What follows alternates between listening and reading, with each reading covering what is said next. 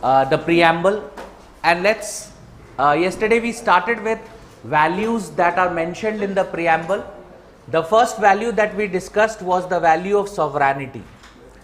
The second value that is mentioned is called as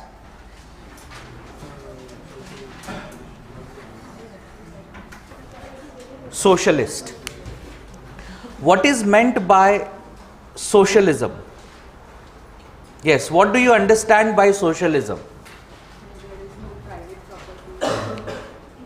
The idea of what you say, the concept of private property or not having private property, that is something that is mentioned, that is a part of communism, not socialism. Socialism is a toned down version of communism.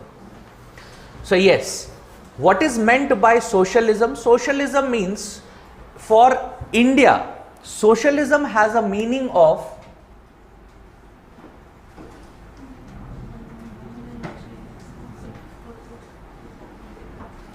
equity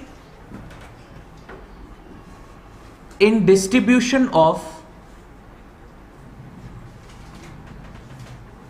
wealth and economic opportunities. The term socialism was added under our constitution by the 42nd constitutional amendment. That is what we saw yesterday also, we discussed this yesterday also. The term socialism or this objective of socialism, you can see the state following this objective of socialism under the DPSP, Directive Principles of State Policy. Specifically, if we talk about Article 39 of the Constitution, it deals with the very article prominently deals with the idea of socialism. Basically, what kind of socialism does India follow? India follows something called as a democratic socialism.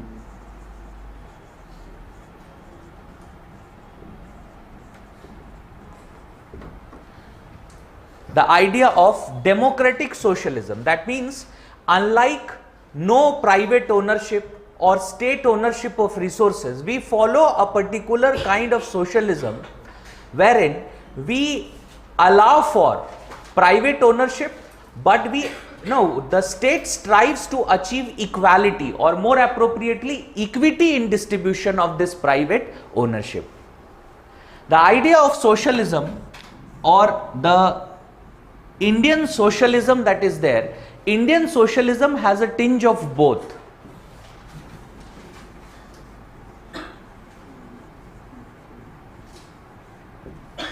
The Gandhian socialism as well as the Marxist socialism. We are more tilted towards the Gandhian socialism. We are more tilted towards Gandhian socialism. So Gandhi also, Mahatma Gandhi also followed the idea of socialism. His socialism, the ideas of his philosophy of socialism was very different from what Marx had to talk about. Marx, if you go back to what Marx had to say, you would find that Marx talks about the very idea of state. The state is considered to be by Marx as a particular institution which is helping, or it is an instrument in the hands of the bourgeois, which means that it is used to exploit the have-nots by the haves. And therefore Marx says that the institution of state and bureaucracy should not be there. There is a need to uproot this idea and establish a new form of government, new form of state. Now that is not what Gandhi had to say. Gandhian socialism was more about voluntary. It was like voluntarily giving up your resources so that the weak the disadvantaged, they are going to enjoy the benefits of what you give up. Like Gandhi gave up concept of trusteeship. Have you heard about this? Gandhian idea of trusteeship. Basically, Gandhian economic philosophy has been, the gist of it is the idea of trusteeship that has been given by Gandhi. Gandhi says that every individual, the rich that are there, they are not having complete ownership of the resources that they own. You own those resources, but your ownership is not dependent just, no, it is not just because of you. It is also because of some other individuals, the other members of society who have helped you to achieve that. And thereby you only have so much, you only have so much so that you can live a comfortable, decently comfortable life. After that, what is left, it belongs, that should be used, that should be used to help come out with various policies and programs for the weak, for the disadvantaged, through the idea of trusteeship. That is, the rich is going to act as trustees of resources which are to be used for the benefit of the poor and the disadvantaged. This is what this is what Gandhian philosophy or the Gandhian idea of trusteeship is. So you can see the difference between what Marx has to say. Marx says that you have to ensure equity, and the only way to ensure that idea of equity is wherein you can uproot the state, throw away the state, and establish a new society, establish a new form of society. And Marx even considers that this might lead to violence, and this violence would be justified according to Marx. But Gandhi says that equity can be achieved through voluntary also, the idea of trusteeship. This is the difference between what Marx has to say and what Gandhi has to say. And the Gandhian socialism, Indian socialism, is more about Gandhian socialism, and it is unlike what Marx had to propagate. And that is the reason why you would find that India, despite following this socialist principle since our independence, we did not turn into a state like the Soviet Union or like China. That was not what happened in India. Why? Because our tinge, our socialism was different from what they propagated. We accepted the idea of democratic socialism, a socialism wherein not only the state, yes, the state will have a role, but state will have a role along with the market, and hence we will have what is called as a mixed economy. Not a state owned, or for that matter a private owned economy, a mixed economy. This is the idea of socialism. So our socialism is more, it is more tilted towards Gandhian socialism than Marxism or Marxist socialism. Now, if you look at this concept of socialism, why do we still use the term socialism in our preamble? Is India a socialist country anymore? Since 1991, once we adopted for the economic reforms, introduction of LPG, don't you think we have done away with this idea of socialism?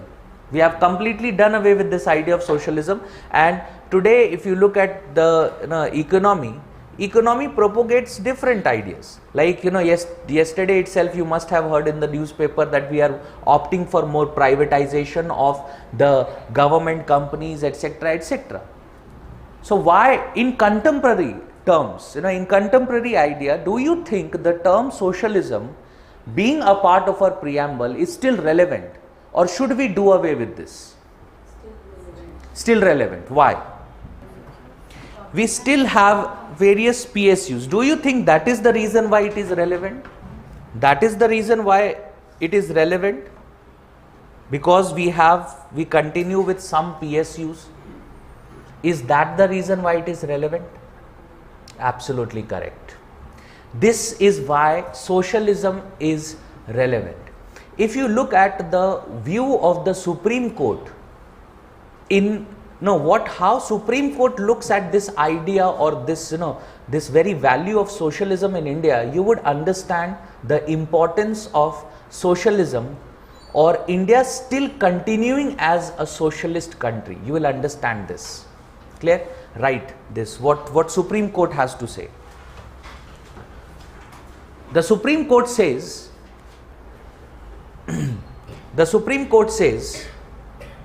democratic socialism aims at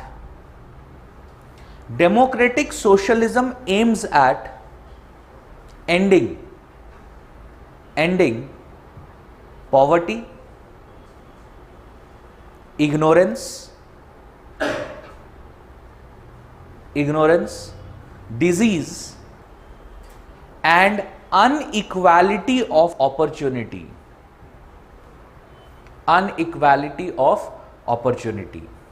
So the objective of democratic socialism, with an idea to end poverty, with an idea to end disease, ignorance or inequality that exists in opportunity, that is the basic aim of democratic socialism.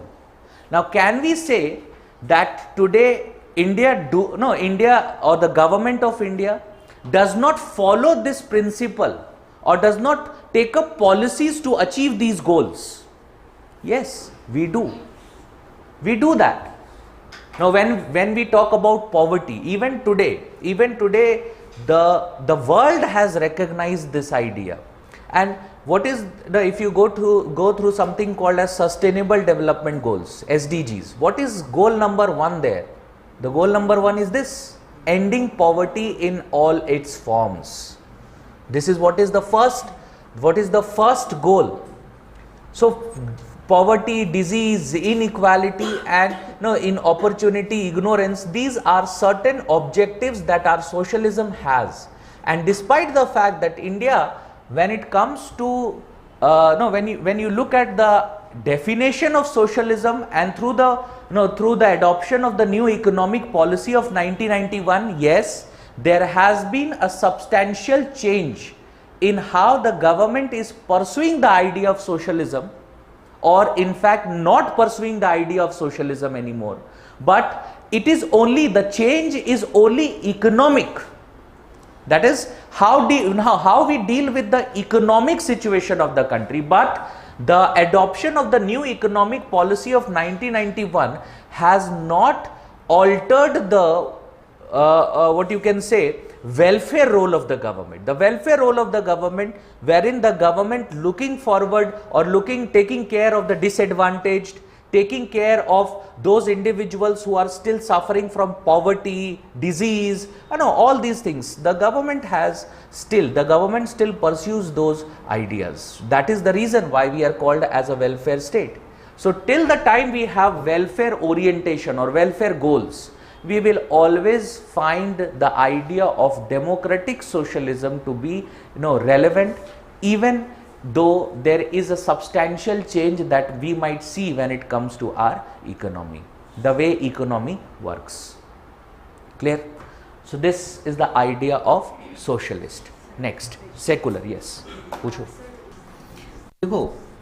Saying that a country like US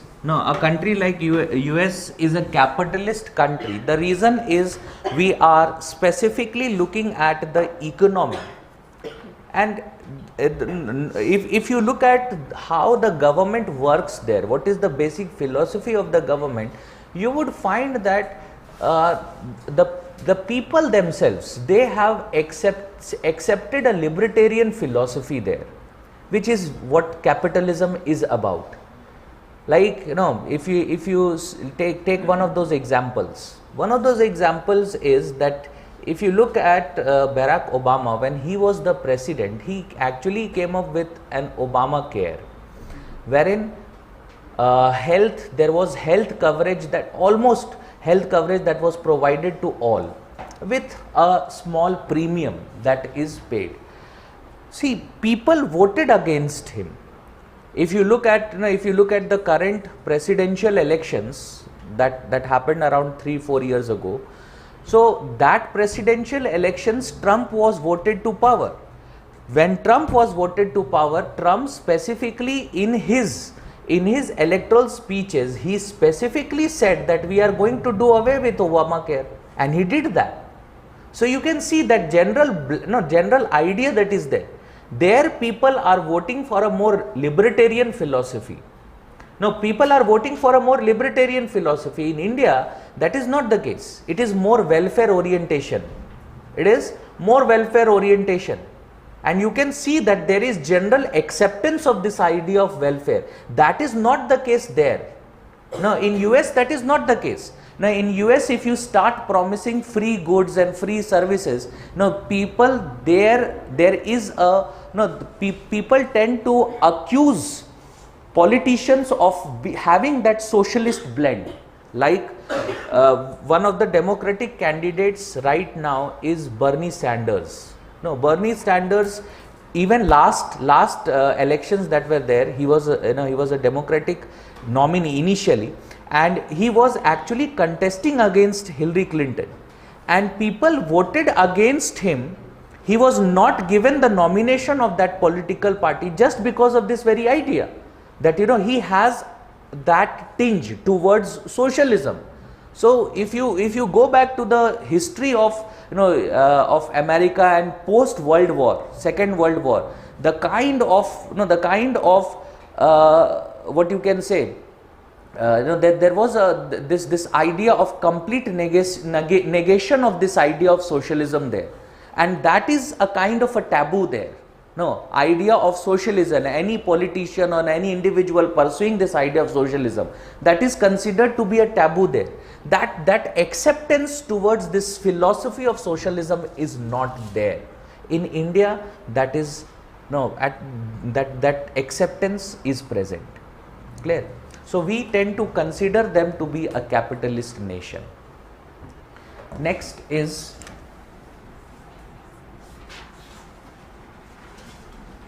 the term secular. The term secular. Again, the term secular was added by the 42nd Constitutional Amendment Act. Though the term secular was added by the 42nd Constitutional Amendment Act in our preamble, but it does not mean that India became a secular country in 1976. That is post the constitutional amendment. No. Even before that,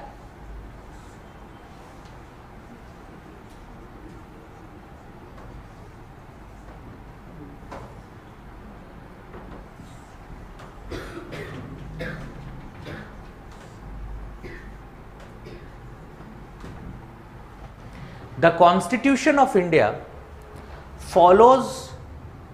gives every individual, every citizen the right to choose a religion, follow, practice, profess that very religion, and also providing them with certain rights. Not only that, the idea of equality and the idea of no discrimination,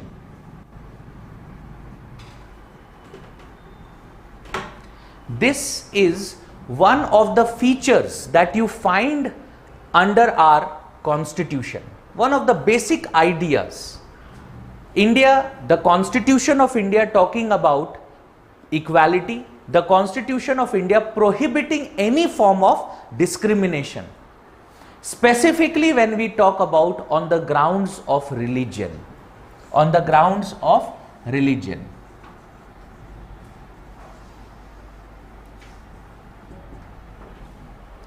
On the grounds of religion. So India has always been a secular country.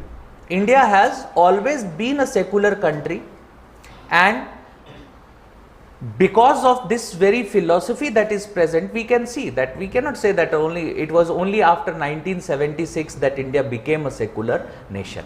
That is not the case. However, what is meant by the idea of secularism? No, yes, India has been a secular country, but what is meant by the idea of secularism? What do we mean when we say India is a secular nation? What do we mean by that? Yes, what do we mean by that? Yes, all religions are equal. Do you think this is what is meant by secularism? State does not have a religion. Yes, absolutely fine. When we talk about secularism as a philosophy, or no, when we say secularism as a philosophy, how can we basically describe this idea? The best way to describe this idea is that we can say the state does not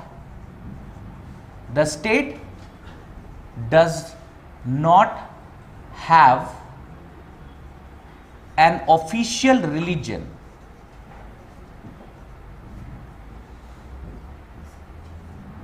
or the state does not have a religion.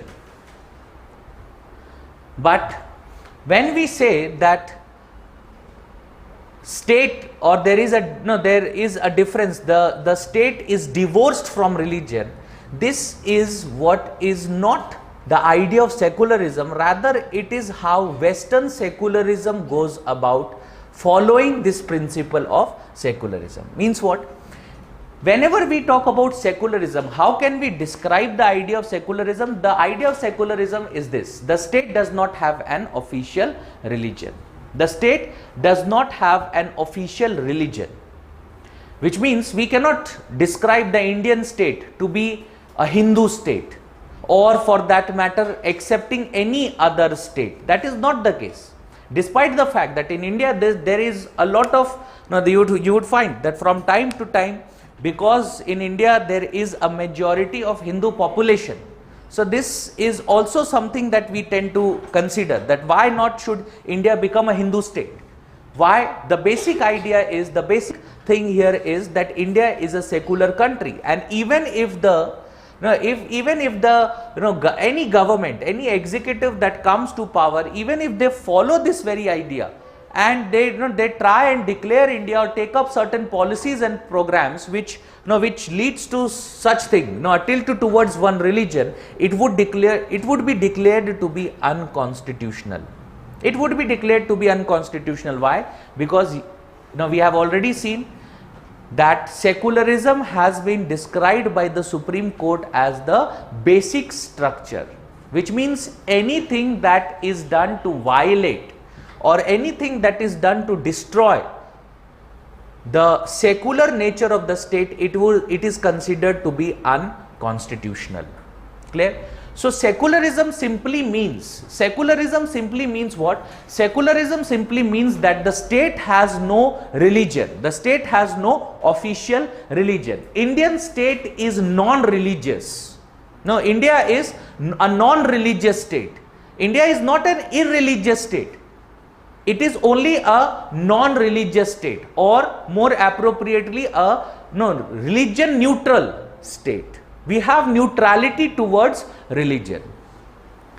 But even when we talk about secularism, you would find that secularism is very prominently present in the Western constitutions and the Western countries.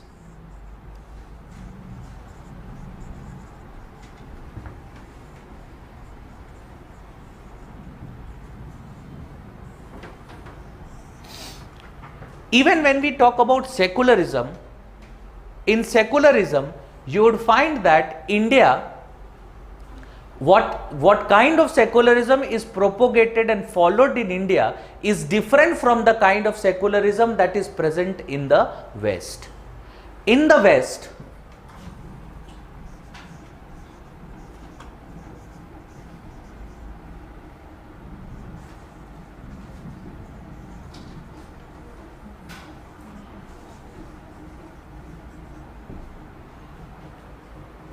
Western secularism can better be defined as the fact that there is a wall that is present between the state and the religion. Between the state and the religion, there is a wall that is present, which means that The state cannot, the state has nothing to do with religion. The state does not recognize any religious entity, anything. That will not happen. The state will not recognize any religion at all. In India, this is not the case. Indian secularism, under Indian secularism, or the best way to define Indian secularism is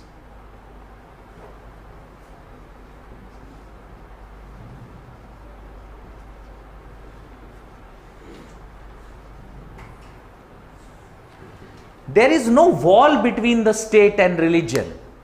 Rather, the state follows the principle of this idea of principled distance, wherein the state stays away from religion.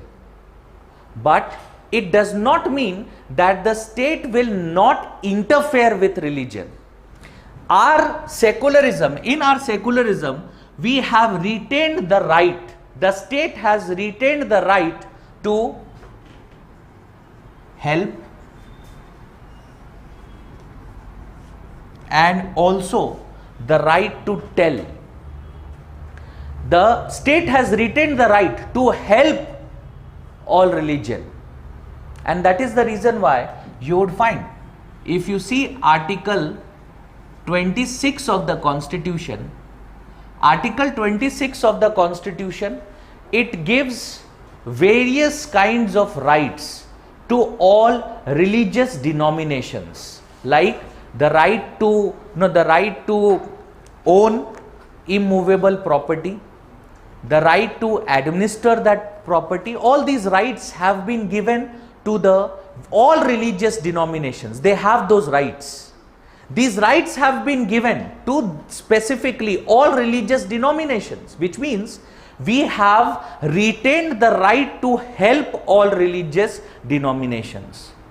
Not only we have retained the right to help all religious denominations, we have also retained the right to tell religious denominations what to do and what not to do. We have retained that right to tell religious denominations what to do or not to do.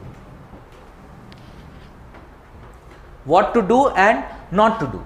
So on one hand, we have decided that we adopt a kind of secularism wherein we have decided that the state can help religious denominations, and that is what we do under, if you look at Article 26 of the Constitution, or for that matter if you look at Article 29 of the Constitution, or for that matter if you look at Article 30 of the Constitution.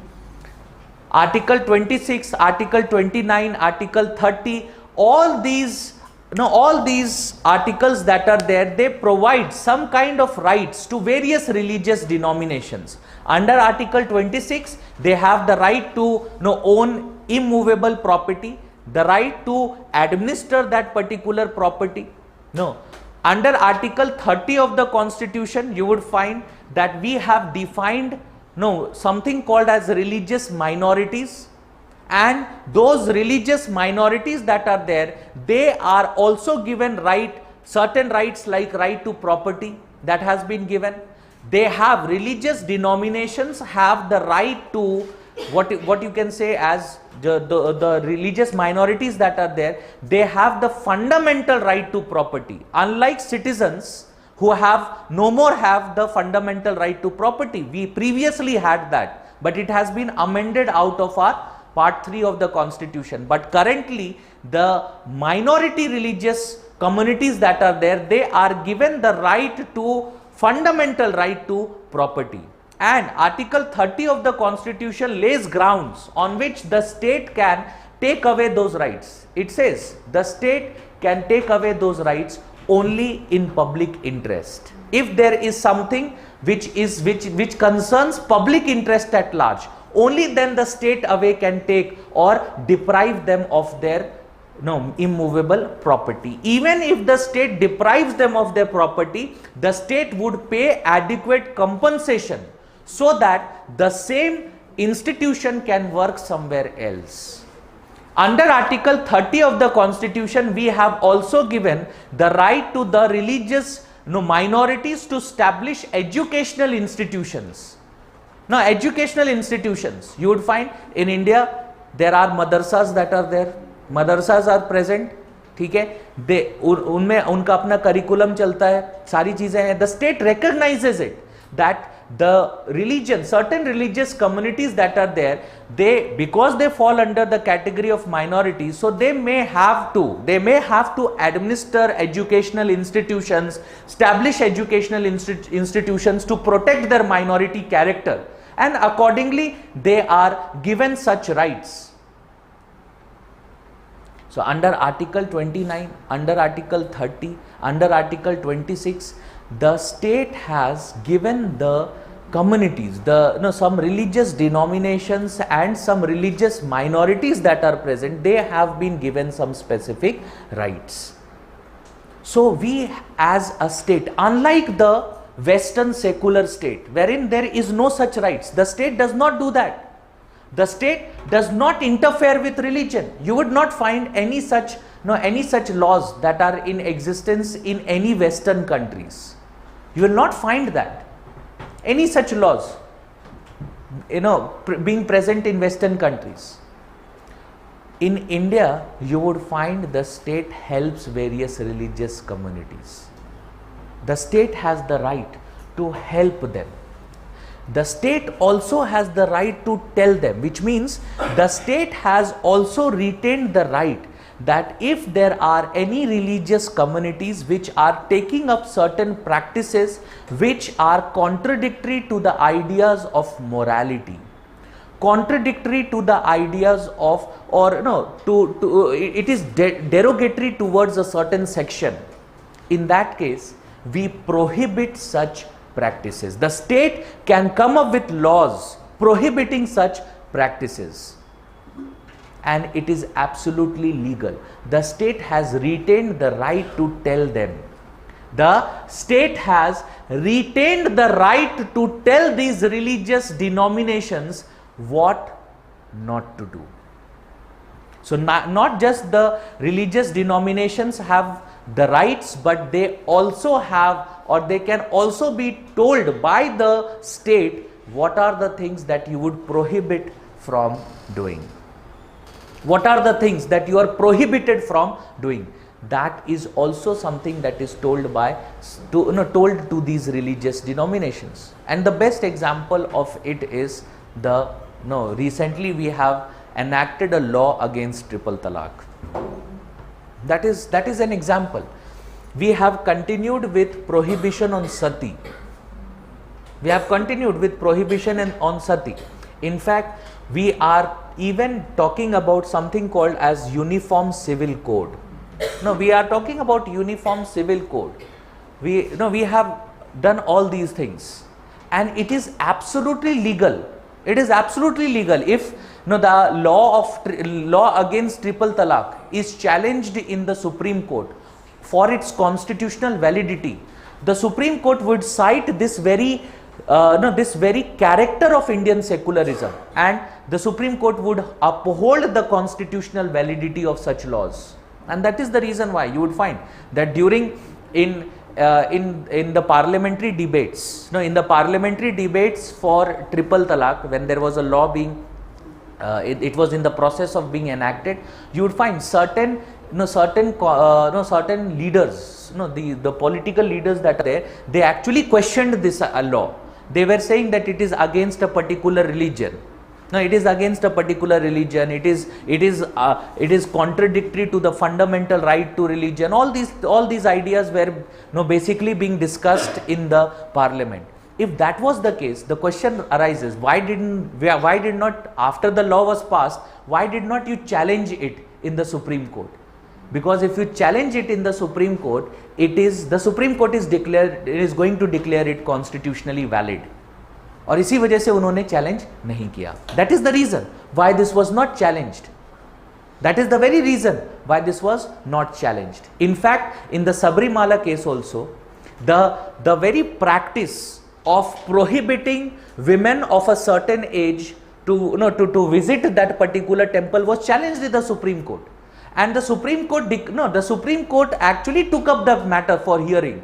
If India was not a secular state, in that case the Supreme Court would not have interfered. The Supreme Court would have it would have let the idea continue without being without interfering in any such matters.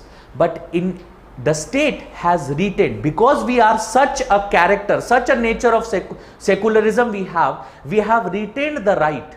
We have retained the right to do what? We have retained the right to tell religious communities to refrain from doing something as well. Clear? Refrain from doing something as well. You would find sometimes sometimes the Supreme Court comes out with various directions, like in Delhi itself, because of pollution that is there during Diwali and how it is to be celebrated, the Supreme Court sometimes directs the executive, this should be done and this should be prohibited from doing. It is absolutely legal. There is no problem with such ideas. That is not the case with the Western countries. In Western countries, you would not find that any such practice would exist. I'll give you one example. In US, in India also, you must have seen some individuals who tend to claim that they are direct in contact with a god. ठीक है, इस तरह के बहुत सारे चीज़ जो बाबा वगैरह exist करते हैं, ये इंडिया में बहुत होता है. In US, this idea is taken up in the very next level. In US, you would find that the kind of grants that they get because of this, because of the orthodoxy that is present in Christianity, and there are a lot of individuals who follow that orthodox view, so they tend to accept these things. And in US, they do it at the cost or at the expense of general population. So they would in the name of God, they would ask for donations for things that are absolute. You cannot conceive that in India. Like there was a particular instance wherein there was an individual who made the same claim, and in US, and he asked people for donations so that he could buy a private jet.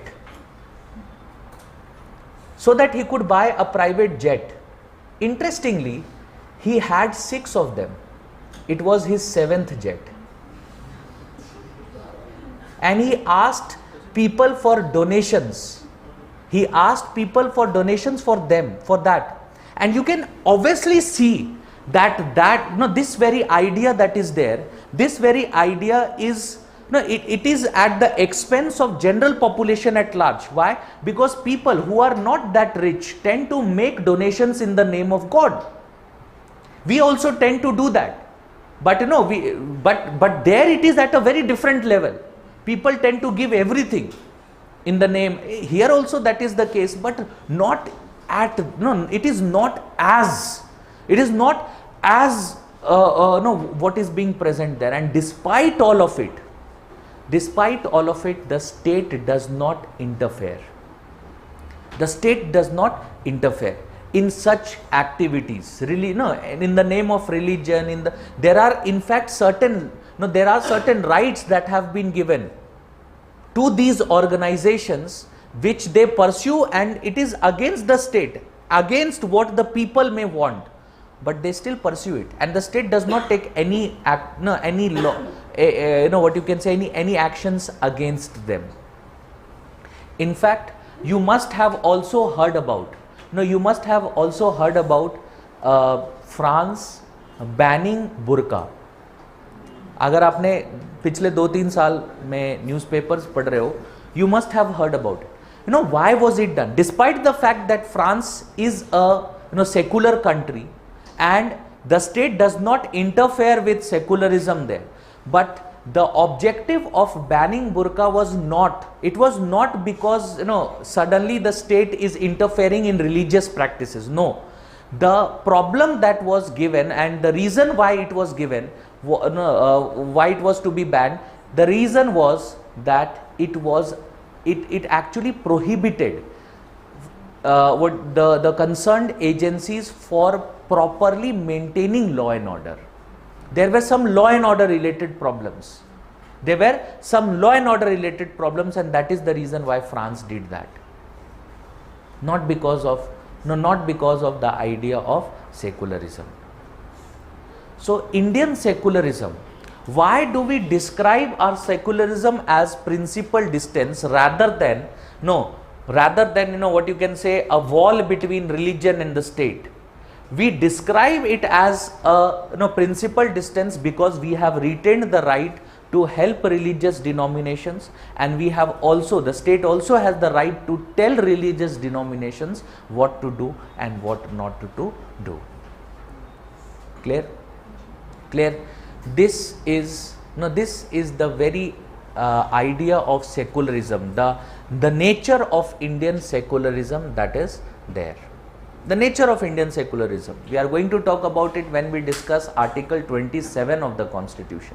When we come to Article 27, you will understand the true nature of Indian secularism. Clear? But for now, understand it as principled distance. The state has the right to help and tell. My question is, why this nature of secularism? Because, do you think it is just because of diversity? Just the reason being diversity? Because diversity is also in existence in other countries as well, but their nature of secularism is different. Why? Any ideas? Don't you think it would have been easy for the state if we would have just adopted a secular, a kind of a nature of secularism which was based on Western orientation? If it was like that, so in that case there are certain problems that we face as of today.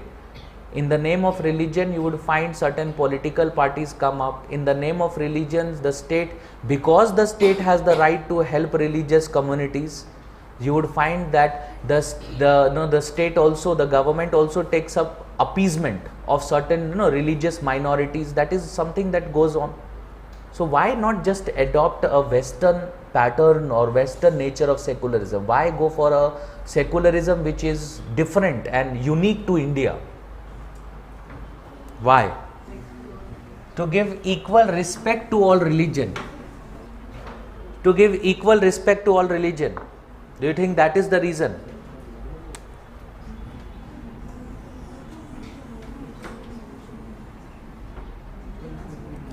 See, this is the reason. When you have diversity, like India does, this diversity is not always something that is an asset for us. There are a lot of problems that are associated with this kind of diversity. There are a lot of problems. Like, whenever we talk about, very recently the government of India wanted an education policy, and in that education policy they came up with a 3-language policy, wherein they wanted that an individual for a child there, he should learn or she should learn 3 languages, one of them being English, the other being Hindi, and then third option would be a choice. But because that compulsory Hindi idea that was there, so in the southern part of the country it was protested against. So see, there is a problem with that idea. How to take up uniformity. This is also a problem. Similarly, when we talk about the diversity that is present, that diversity, because of that diversity, and not the government, when the government, any political party comes to power, the political party may not necessarily be able to take care of or no, come up with appropriate policies for each and every religious group and or each and every diverse group. Certain policies may be against some of them, like having a uniform civil code. Having a uniform civil code. Now in India, though the constitution talks about a uniform civil code, but we have not been able to implement it. Why have we not been able to implement it? What is the problem with it? Again, diversity. The kind of diversity that is there, that is itself a challenge. Now diversity is a challenge. Now if you look at certain internal security related issues that we have, no, we tend to, in political circles, it has become difficult for a political party or an individual to identify and recognize something called as religious radicalism. If you have been reading the newspapers, last 2 days itself, Mamata Banerjee made a statement on Islamic radicalization or minorities. She did not say Islamic, she said minorities. And because of that, then one of the political parties, one of the leaders says that we are going to contest elections in West Bengal because this. See, this diversity itself is a problem, because of this diversity that exists, because of this, where we tend to face certain problems in what kind of policies we are implementing. Like when NRC has been implemented in the state of Assam, so what is the problem with it? What is the problem with it? But it is viewed as the government's action of implementing NRC has been viewed as against a particular religious community. But NRC does not deprive any religious community of its rights. It only says that if you are able to prove that you are an Indian citizen before 1971, that's it. That is what you have to prove. Except for that, there is no problem with any religious community. It was not against a particular religious community, but it is viewed as that, against a particular religious community. When our Home Minister says in Rajya Sabha that NRC would be implemented throughout the country, so what is the problem with that? There is absolutely no problem with this idea. Why? No, why not? Because India is facing population pressure on our resources are there. And because of this, there are some other problems. So what is the problem with implementing NRC? Yes, yes, there are issues that we need to look into. The issues are with respect to how it is implemented, not implementation of NRC. How it is implemented should be questioned. That what are the parameters, what are the mechanisms, and you should come out with a scientific way to implement it. That's it.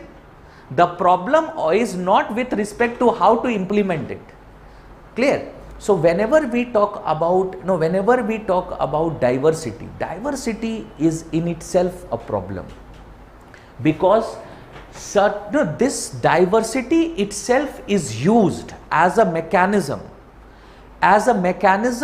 which can lead to social disharmony. No, it can become a problem because social harmony may be, it may suffer because of this particular diversity that is in existence. The idea or the nature of Indian secularism stems from this very idea. Whenever we talk about diverse groups, there is no such thing as an ideal society wherein every group is equal. That is not the case. Whenever you have this diversity in groups that are present, they tend to organize themselves in a hierarchy. You would find some group will be at the top and some group would be at the bottom. And these groups tend to do what? These groups tend to maintain this hierarchical relationship. That means the group that is at the top of the hierarchy, it would like to remain there at the top, and to remain there at the top, they might come up with certain actions which are unconstitutional. Like example of it is what has happened in Pakistan. in partition, that means when partition was done, Pakistan had a 15% Hindu population. Today it is less than 3%.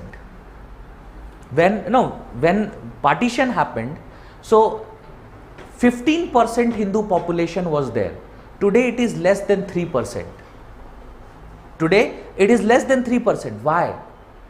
Why? Because this particular community, which is a minority there, they have specifically been targeted. And so has the Sikh community, or for that matter, if you go to Sri Lanka, you would find the Tamils. They have been targeted. Any religious minority group that is there, because of the kind of structure that is present, because of the kind of hierarchical setup that is there, you would find that some groups which are at the top of the hierarchy, they might do, or they might take they might take up certain actions which might lead to what? Which might lead to prosecution or persecution of the groups that are there at the bottom of the hierarchy. So that this does not happen, there is a need to adopt the nature of secularism that India has adopted. That is the reason why our secularism follows the philosophy of Sarv Dharm Sambhav. Sarv Dharm Sambhav is not something that is automatically the part of every secular country. No. It is something that is only, what you can say, indigenous to a country like India. When you come to India, any religious group that you belong to, and all religious practices, all religious rights that you have, it will be protected. Your practices, whatever, you have the right to profess it, you have the right to practice it, you have the right to propagate it, all of it is protected. Every religion that is there in India, that is present in India, it is protected, it is possible. Sarv Dharm Sambhav, which means every religion is possible. Every religion has will have the opportunity to grow here. Why? Because every religious denomination has been given certain rights, and those rights are as a part of your fundamental rights. It is a part of your fundamental rights, which means it cannot be taken away by the state.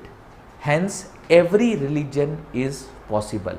No religion would take up a particular step or take up practice something that is contrary to a certain section of the population, or for that matter any other religious groups. It will not be there. It will not be. And that is the reason why, if you look at triple talaq, in triple talaq, what was the problem? The problem was not the practice of triple talaq. The problem was the practice of triple talaq against women. Now, against women, that was the problem. It was not that the triple talaq itself was a problem. Triple talaq, the practice of triple talaq, which was derogatory towards a certain section, that is women, against them, that was the problem with the idea of triple talaq. That is the reason why India or the state has what? The state has the right to interfere, and thereby the state doing what? The state coming out with a law against that very idea. So that this hierarchical relationship that is there, in this hierarchical relationship, those communities that, or those sections that come at the bottom of the hierarchy, they are not prosecuted by those who are at the top. That is the reason why we adopt this nature of secularism. And obviously the reason being Indian diversity, the diversity that is there in India. If you look at the Western countries, the Western society is more of a homogeneous society. That is not the case with India. Indian society is very diverse and heterogeneous, and that is the reason why this is what we had to what you can say amend the nature of secularism that we have adopted. We have to actually we had to actually indigenize it. We have to look at it, look at it from the Indian perspective. आप पूछो. Sir, if this is the case, why it's happening? Like any of the conflict is happening in between Sabrimala's case. Yes, what is the? Why there is this conflict in Sabrimala's case? What is the conflict in Sabrimala case? Like this fundamental rights. See, the fundamental rights that is there, the conflict is the idea of culture versus religion. And what you also need to understand is that if you look at the Supreme Court's earlier decision, the Supreme Court's earlier decision was such that it did not take into account certain practices or something that was a part of a culture that has been followed there. And the nature of deity is such in Sabrimala. The nature of deity is such, and if you read it, you would understand that there are certain very technical issues which is related to a particular religion.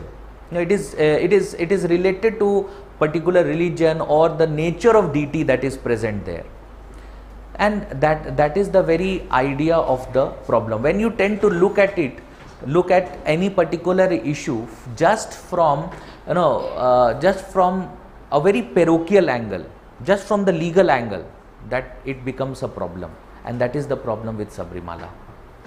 That is the very problem with the Sabrimala case, wherein you have not taken into account what is the nature of the deity, and the Supreme Court has taken up a decision on it.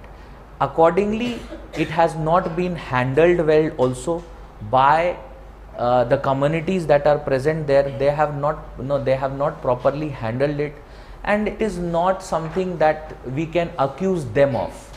ठीक है, state का यहाँ पर कोई role नहीं है. Basically it was something that was questioned to the judiciary, and the judiciary has taken a particular view here which may be against what the present culture is. इस वजह से कुछ problems हैं वहाँ पर. ये कहना कि it is derogatory against one particular community, it is not correct, because it does not say that women are not allowed. That is not the very idea there. Women of a certain age are not allowed to visit the temple. Not all women. So it cannot be, it is not against a particular community or against a derogatory against a particular community. If we say that all women, which means the idea of equality, that basically is prohibiting, or it is somehow contradicting the idea of equality. But that is not the case there. There is a very specific idea that women belonging to a certain age will not visit the temple. That is something that has been going on for the past hundreds of years. That is the very reason. Lingayat in Karnataka are not given separate religious status. See, religious status is not something that is dependent upon the state. It is not dependent upon the state that a particular religion would get a religious status because the state recognizes it as a religion. That is not the case. In fact, legally, if you look at it, legally neither Jains nor Buddhists, they have a separate religious status. They are considered, they are administered by the same laws that are taken up by Hinduism. And there are some political ideas as well. ठीक है, कुछ political issues भी होते हैं वहाँ पर. ठीक है, that is the reason. Next, democratic.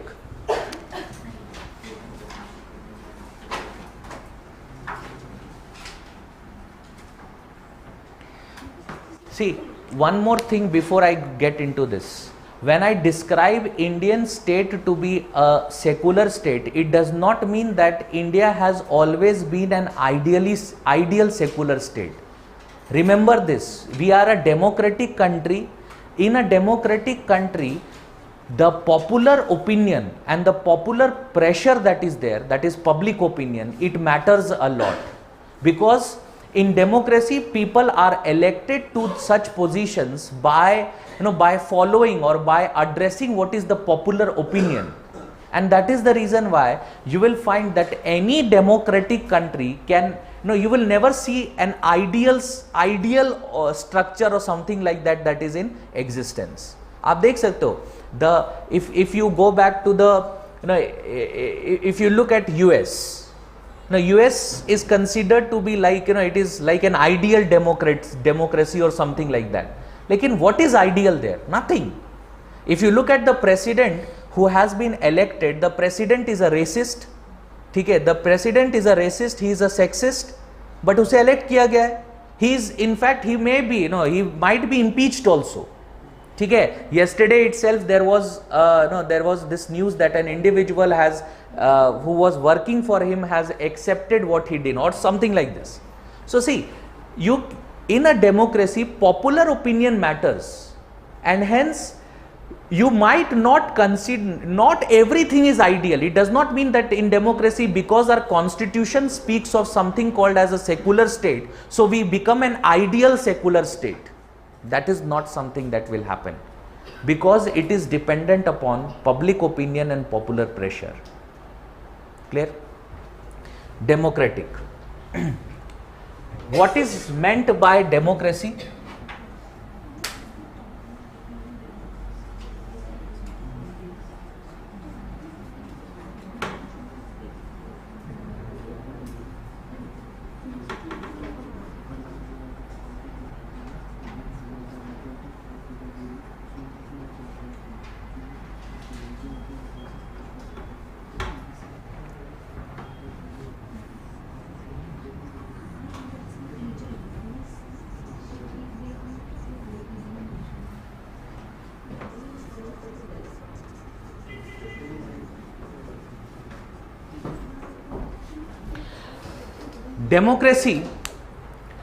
Democracy is basically of two types: direct democracy and representative democracy. What is meant by direct democracy? What is meant by direct democracy? People rule them directly. Yes? People rule them directly using referendum. It is, yes. People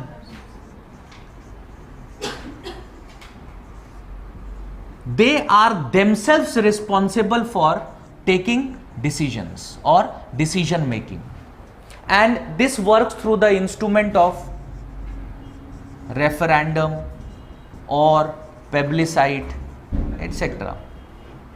Clear? That is what is direct democracy. People themselves are responsible for taking decisions. Themselves are responsible for taking decisions. So it is basically direct rule.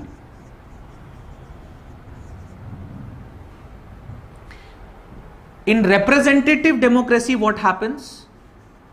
Through the mechanism of elections, we elect representatives, and these representatives are responsible for taking decisions. So people themselves do not take decisions, rather people elect some individuals and they are the ones who take decisions on behalf or for the people. Clear? Clear? Now, is India a direct democracy or representative democracy? We follow representative democracy. Is there any instrument in India which can be considered as an instrument of direct democracy? Yes?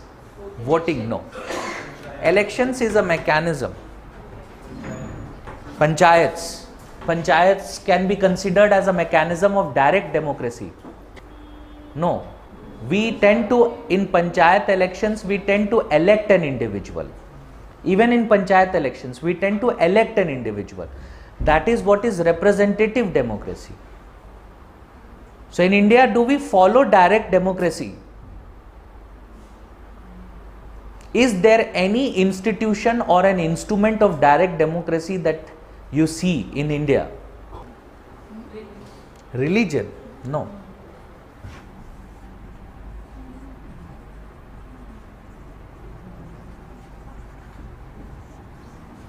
Yes, there is an institution which is known under Article 243A called as the Gram Sabha.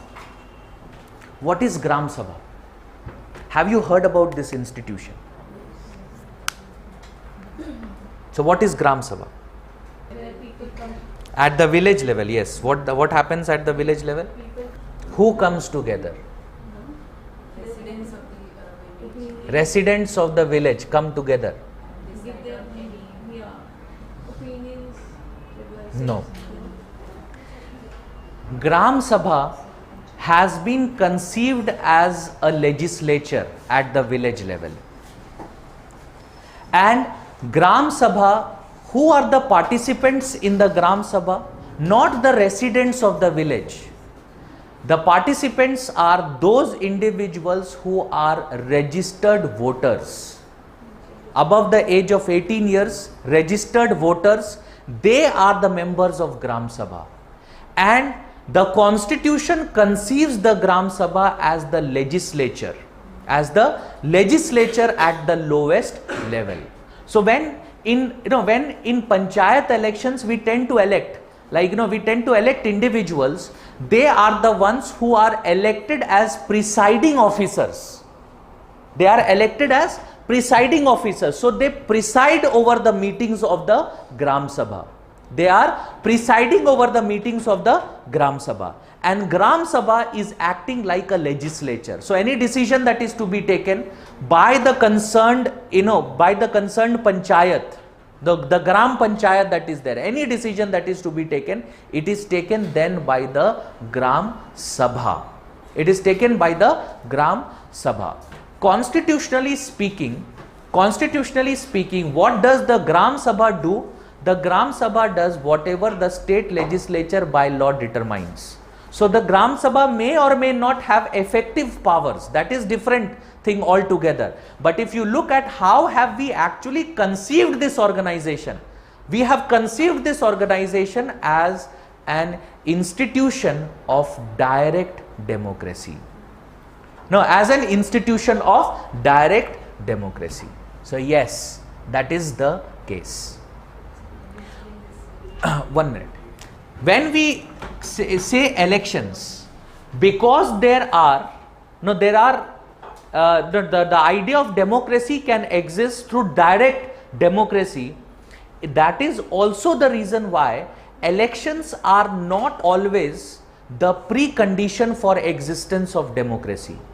हो सकता है elections नहीं हो, हो सकता है elections are not being held, but still that particular area or the country is a democratic country. Why? Because they are following direct democracy. Elections are only a precondition for representative democracy, not democracy, for representative democracy. And direct democracy, how does direct democracy work? People themselves decide. No, people themselves. Here representatives are deciding, like we have voted for elections to the Lok Sabha. From every constituency we have elected an individual. Now that individual represents the constituency in the Lok Sabha, and accordingly whenever the sessions are going on, in that case that particular representatives have the responsibility to take up the concerns of the people, the issues that relate to their own constituency. Clear?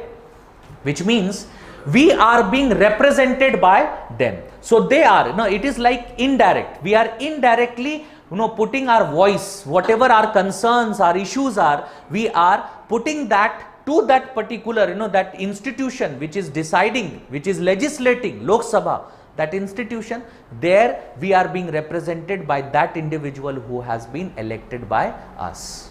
ठीक है, that is what is called as representative. We elect a representative and that representative there puts up our concerns and issues. Here that is not what happens. Here people themselves, they are themselves putting forward their concerns and issues without a mediator, that is representative. There is no representative here. They themselves take up certain issues, certain concerns that are there. Like the example being Brexit. What happened in Brexit? A referendum was taken up. So it was not the Prime Minister or the Council of Ministers who was deciding, or the legislature who decided whether Britain should continue with EU or the Britain should exit EU. It was not decided by a Council of Ministers. It was not decided by representatives and institution. It was decided by people themselves. They voted they voted whether we should continue or we should leave. They voted to exit the European Union. An example of how direct democracy works. Now in India, do we have the idea of direct democracy? Yes, through the institution of Gram Sabha. Through the institution of Gram Sabha. How does Gram Sabha work? It works in this manner. Suppose we are some individuals residing in a particular area. Those of us who are registered voters from that constituency, they automatically become the part of Gram Sabha. There is no elections that are held to become the member of Gram Sabha. You are a registered voter above the age of 18 years. You have registered yourself with the election commission, and you automatically become the part of the Gram Sabha. You are automatically the part of the Gram Sabha. Now, then you will ask, sir, फिर PRIs में elections क्यों होते हैं पंचायती राज में? Elections are there. We take up elections to elect an individual who presides over the meeting. जैसे मैं भी मान लो आपके में से member हूँ. You have elected me to preside over the meeting. So whatever decisions are to be taken, it will be taken by this particular institution, but I would be the one who would convey it, who would convene this idea. So I will convene, okay, let's decide over a bridge that has to be constructed here. Okay? Should we, whatever resources we get in Manrega, under Manrega program, should we use those resources to continue or to build this bridge, or should we use these resources to build a school? अब ये decision लेना है. Now what happens is, now I put that for vote. What do you think? Now if maximum of you say we should continue it we should use it for bridge, or we should use it for school, accordingly I will decide that okay, we should use for this manner. You are yourself deciding. I am just presiding over this particular decision. When you take this decision, I am presiding over it. Gram Panchayat is responsible for this very idea. Clear? So Gram Sabha has been conceived by the constitution as an institution of direct democracy. You are yourself deciding. Who we elect acts as the presiding officer of that particular legislature. Clear? This is what is Gram Sabha. In India, when we talk about the preamble mentioning democracy, remember what we have just discussed. This is what we call as political democracy. But the term democracy in the preamble does not just mean political democracy. It also means social and economic democracy. This is political, social and economic democracy. This means political, social and economic democracy. So what part of our constitution, which provisions of the constitution guarantee political democracy, and which of them guarantee social and economic democracy? Suppose you get this question, what you are going to write? How can you exercise, or which provisions of the constitution ensure that you exercise ideally your rights as a political citizen, or you enjoy your political rights. What are the provisions of the constitution that deals with that? Universal adult franchise. Article 326 of the constitution talks about universal adult franchise, which gives us the right to vote. Fine. Anything else? Right to form association and groups. Yes. Anything else? So according to her, it is Article 19(1)(c) 9 and Article 326. Anything else? Any other provisions do you think that are present in our constitution which allows us to exercise our political rights? What do you think about Article 15? Article 15 prohibits the state from taking up any kind of discrimination on the basis of religion, race, caste, sex or place of birth. Do you think this gives us political rights? Do you think Article 15 clause 1 gives us political rights? Yes or no? Simple question, it's only yes or no. Yes, it does. Until unless you get equality, you will not enjoy equal political rights. When we say political rights are enjoyed by all of us. Until unless we have the right to equality, we will not be able to enjoy those rights. So not only Article 326, but also provisions that are mentioned under Article 19(1)(c), she is absolutely correct when she says that right to association that we have, it also provides us certain political rights. Yes, not only right to association, but also the right to freedom of speech and expression, the right to assembly peacefully without arms, the right to movement, the right to residence, the right to settlement, all these, the right to profession, all these rights that are mentioned under Article 19 of the Constitution, they are political in nature. In fact, if you look at political democracy, the very idea of fundamental rights, it guarantees what? It guarantees political democracy. It guarantees political democracy. Then what about social and economic democracy? Which provision, which part of our constitution gives us social and economic democracy, ensuring social and economic democracy? Only religion. Social and economic democracy. Directive principles. Directive principles. Economic democracy, allowing from equal economic opportunities. Directing the state to establish a kind of society wherein people are given equal economic opportunities. The states are taking up, the state is following the welfare principles, ensuring equity, social equity, equality is being ensured. Directive principles. Even when we talk about fundamental rights, abolition of untouchability, don't you think it gives us social equality? It focuses on social equality. Article 15 clause 2. Article 15 clause 2 says what? The state is prohibited to take state and any individual is cannot be discriminated against while providing access to public places like theatre, wells, roads, etc., etc. Don't you think that is social in nature? Yes, it is. So not only does our constitution aim at achieving political democracy, our constitution also aims at achieving social and economic democracy. It also aims at achieving social and economic democracy. And the term democracy that is mentioned in the preamble not only means, it does not only mean what you can say political democracy, it means social and economic democracy as well. Clear? This is the meaning of the term democracy.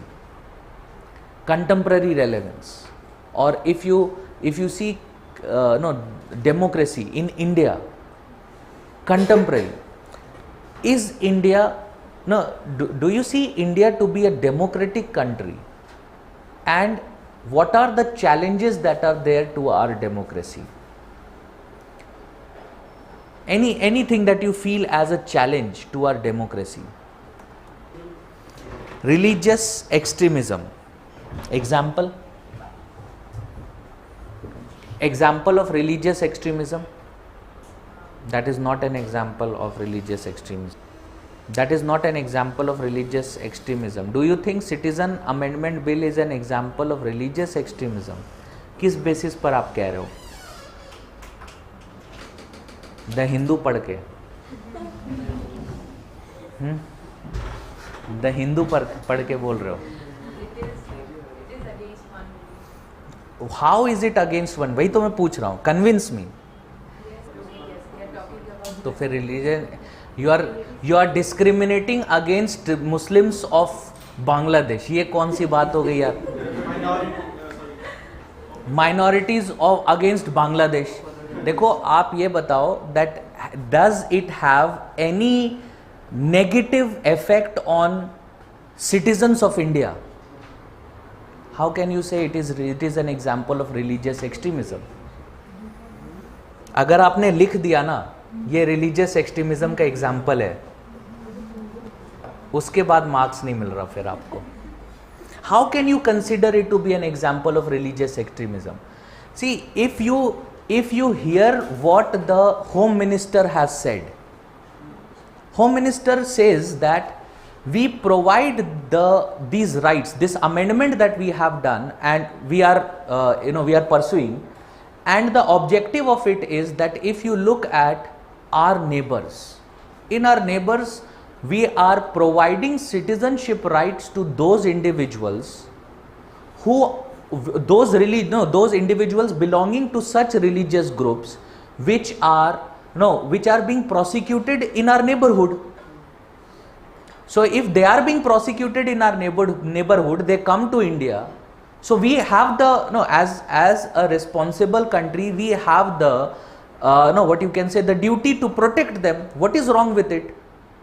What is wrong with it? तो उनसे when you ask them that when you ask him why not Muslims, तो उनका कहना ये है that Muslims are not being prosecuted in our neighborhood. What is wrong with that idea? There is nothing wrong with that idea. What is wrong with that idea? Now the question is that is it something that is going to have any negative effect on the citizens of India? Answer to it is no. It is going to have no effect on it. It is going to have no effect on it. So how can it be something called as religious extremism?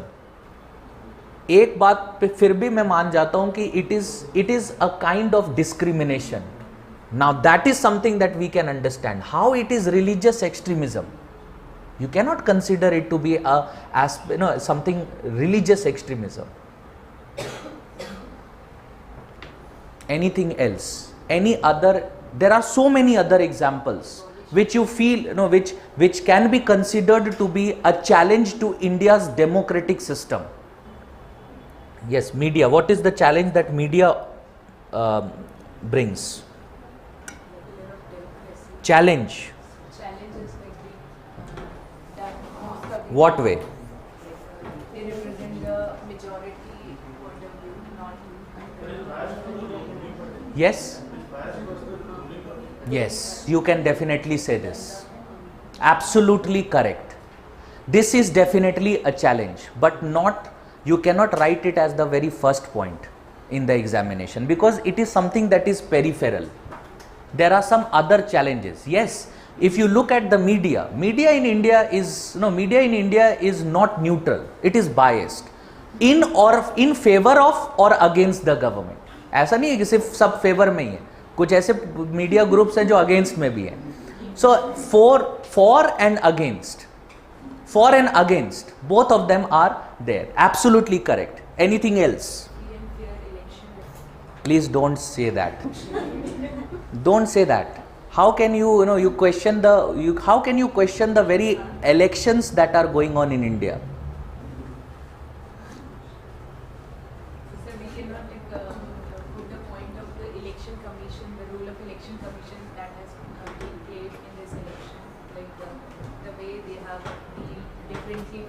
Indian political persons?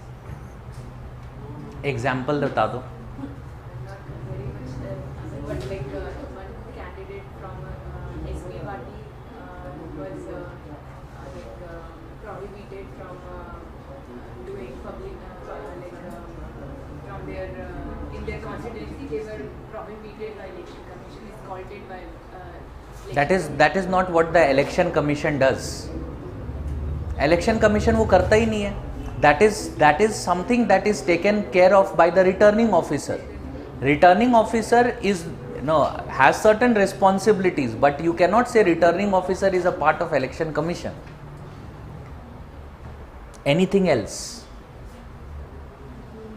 देखो, if you think elections in India are not free and fair just because of the idea that political parties are questioning EVM, वो गलत है. It is absolutely nonsense. ठीक है, it is absolutely nonsense. If that was the case, if our EVM was at fault, in India there has been these EVMs that we actually use, it has been tested abroad also. In fact, there are lot of countries who tend to buy EVM from us, including that of US. तो ऐसा नहीं होता. So this is absolutely nonsense. This is absolutely yes, EVM malfunctions. इसमें कोई doubt नहीं है. EVM malfunctions. But that is not how you can, what you can consider to be something that that is a challenge to free and fair elections in India. That is not the case. In elections to US, देखो एक just so that you understand this idea, I'll just give you an example. In elections to US, when US elections are happening, specifically when it comes to the House of Representatives, in that elections there are, सिर्फ ये नहीं होता, Indian elections are very simple, वहां पर जाओ किसी candidate के लिए आपने वोट कर दिया, that's it. US elections are very complicated. वहां पर आप सिर्फ कैंडिडेट के लिए वोट नहीं करते हो. What you do is you also answer some other questions which is like a vote for certain rules, regulations and laws. ठीक है. This year what happened was, in one of the states, at the last moment, the questions that were there, the pattern of questions that were there, it was changed, which means which was previously announced to be like question number 9, उसे question number मान लो 11 कर दिया. अब वहां से लोग क्या करते, they tend to, they do not look at questions, they tend to memorize that okay, this is what we are going to answer in these questions based on the question number, and that is what they do. लेकिन देखो पूरी चीजें change हो गई last moment पे. Now if you consider that to be the free and fair elections, the challenge to free and fair elections, then there is nothing called as free and fair elections at all. Anything else? Yes, lack of transparency in funding of political parties, yes, definitely it is a challenge. Very recently there was, in fact there was a news also very recently about the kind of funding that BJP as a political party is getting. Almost 90% of the corporate funding goes to BJP, बाकी सिर्फ 10% बाकी के political party को मिल रहा है. Why is it? No, this is definitely a challenge. Anything else? Use of powers by ministers for their personal gain. It is not for challenging the very idea of democracy. It is what is corruption. So in this point, can we substantiate on like nexus between political parties and corporate? Yes, same idea. Anything else? The very idea of political funding of funding of political parties is a challenge. Anything else?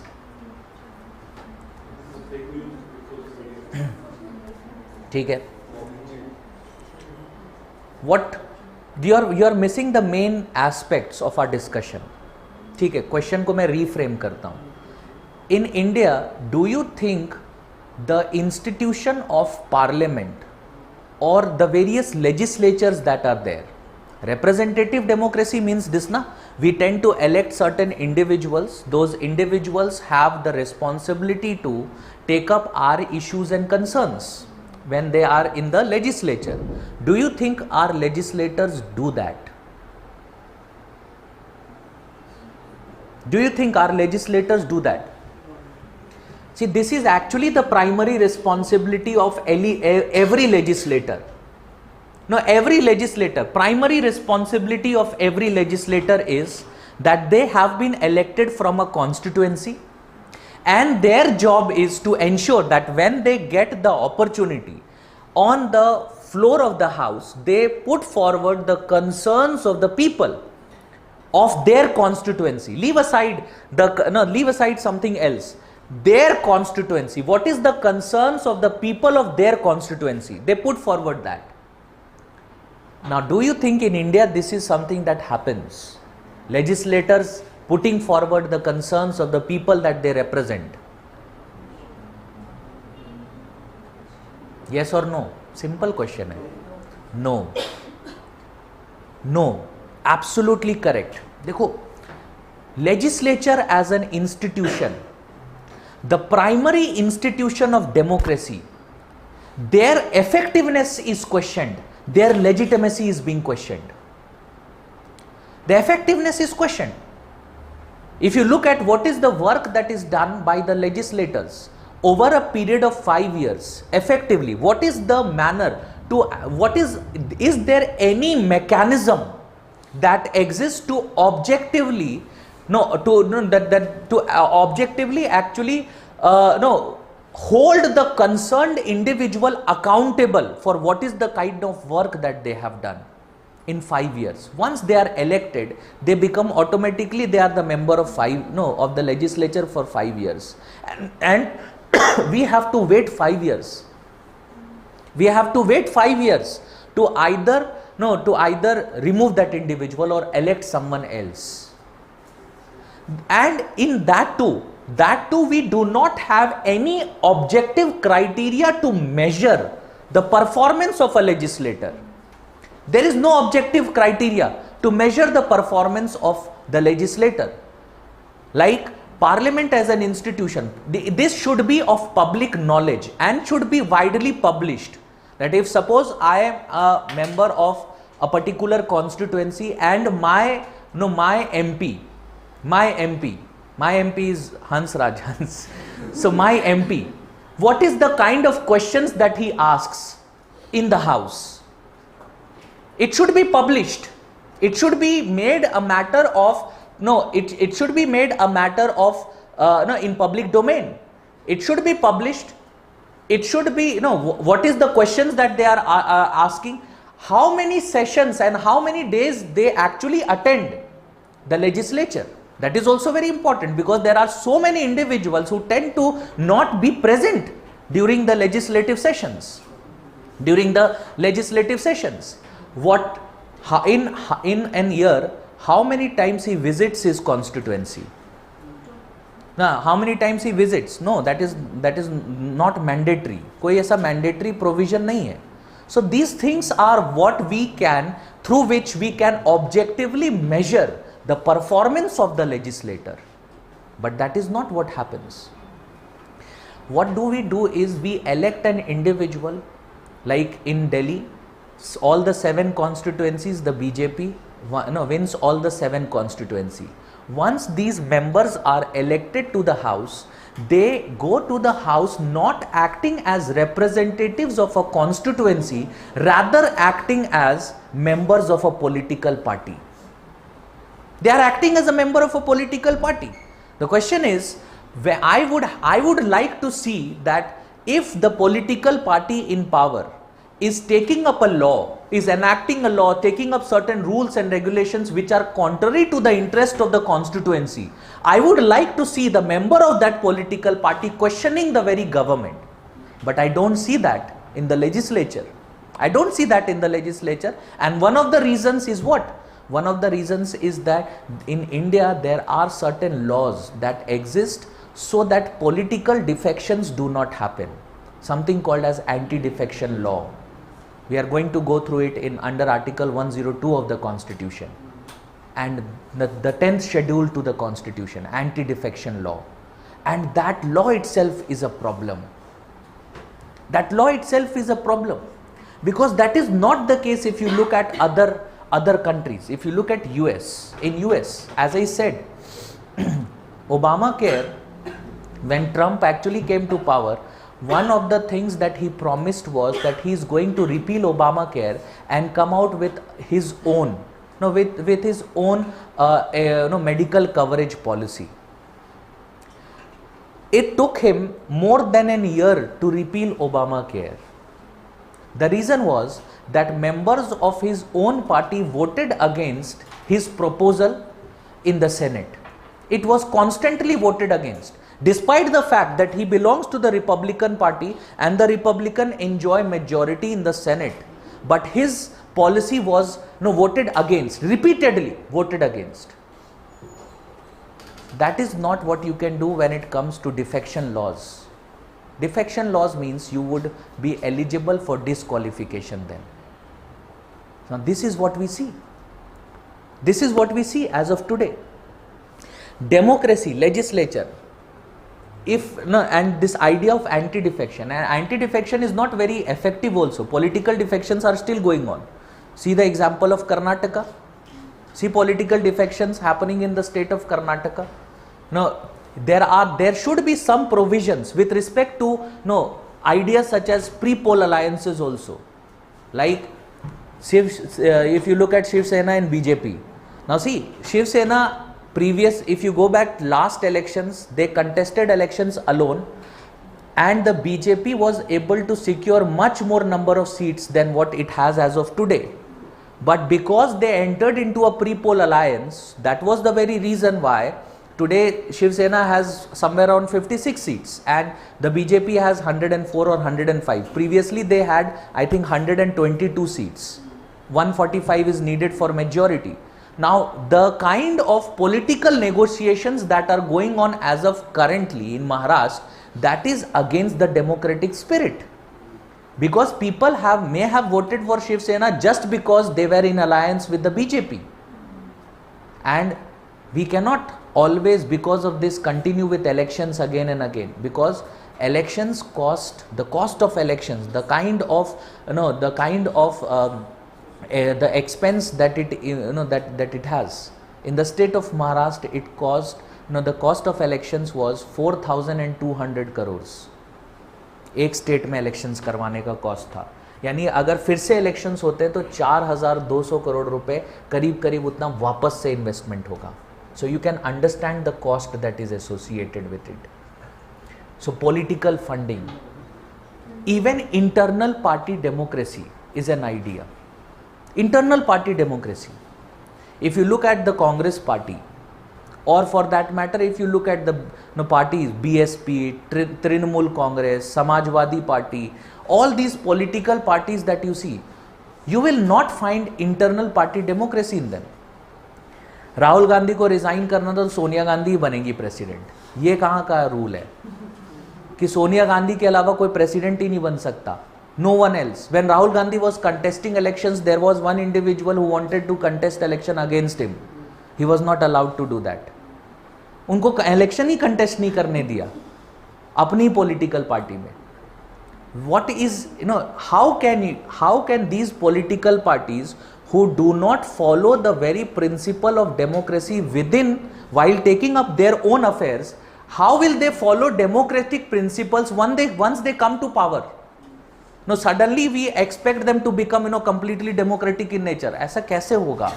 This will not happen. Internal party democracy is also one of the very important ideas. Similarly, there are some other problems with our mechanism of elections as well. It's not that our elections is foolproof, but it is not. It's not even saying that criticizing it not to be fair or free will also be a problem. Mechanism of elections, like one problem is with respect to proportion of vote and proportion of representation. Like if we talk about let's take an example of Delhi, Aam Aadmi Party. Aam Aadmi Party was able to win 67 out of 70 seats in Delhi, which means it was more than 95%, somewhere around 95% of the seats. Question is, what was the proportion of votes that they get? 55%. They get 55% of the votes but are able to win 95% of the seats. Now, in India, if you go back to 2014 elections, in 2014 elections, the BSP was able to secure 23% of the total votes in UP, but was able to win how many seats? In Lok Sabha elections, BSP won how many seats? 2014, 0. They were able to get 23% of the total votes, but were able to win 0 seats. On the other hand, Samajwadi Party, which was able to win 27% of the votes, they won somewhere around 10 seats. No, 4 seats. 4 or 5 seats were won by the Samajwadi Party. On the other hand, if you look at the BJP, which was able to get less than 50% of the total votes, were able to win somewhere around 90% of the seats when they got 73 seats. So see, they get less than 50% of the votes, total votes, but they are winning more than 90% of the seats. This is something that is to be seen when we talk about our elections, to ensure that it becomes foolproof.